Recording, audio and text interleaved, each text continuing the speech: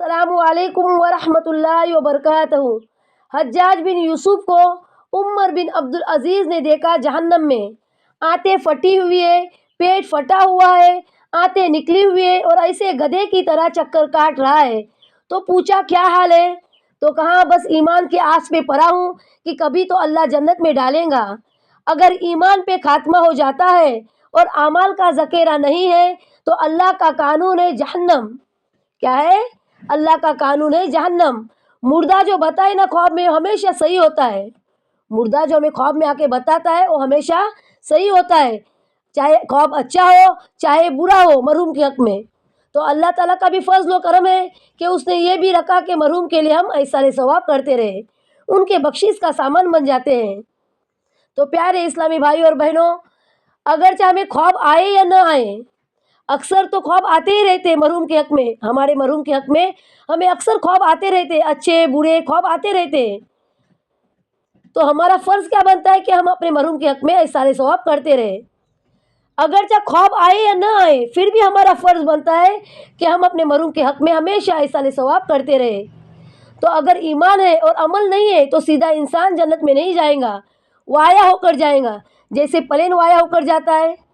पूरी दुनिया एक नाकामी का समंदर है और इंसानियत का सफ़ीना उसमें गुर्क होता जा रहा है। तो प्यारे इस्लामी भाई और बहनों, हमारा फ़र्ज़ बनता है कि हम अपने मरहूम के हक़ में हमेशा ऐसा सवाब करते रहे ताकि उनके बख्शिश का सामान बन जाए। मरहूम के हक़ में निफिल नमाज अदा करें, सदका खैरात कीजिए, कुरान शरीफ ख़त्म कीजिए। निफिल नमाज भी पढ़ सकते हैं हम, कुरान भी ख़त्म कर सकते, मरहूम के हक़ में दुआ कर सकते, मरहूम के हक़ में हम हज करा सकते हैं।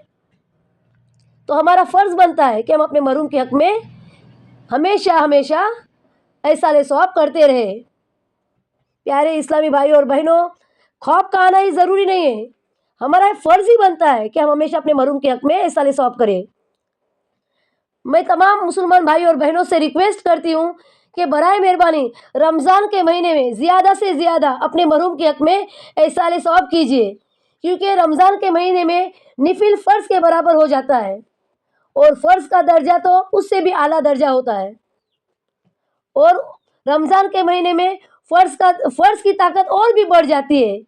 तो बराए मेहरबानी रमज़ान के महीने में जितना हो सके हमें अपने मरहूम के हक़ में ऐसा सवाब करना चाहिए ताकि उसका उन्हें सवाब दुगना मिले और उनके बख्शिश का सामान बन जाए। मेरे इस बयान में अगर कुछ भी गलती कोताही हो तो बराए मेहरबानी मुझे माफ़ करना। अल्लाह ताला कहने सुने से ज़्यादा अमल करने की हमें और तमाम उम्मत मोहम्मदिया को तौफ़ीक अता फ़रमाए और तमाम उम्मत मोहम्मदिया को दीन इल्म हासिल करने की सआदत नसीब फ़रमाए। अस्सलामु अलैकुम।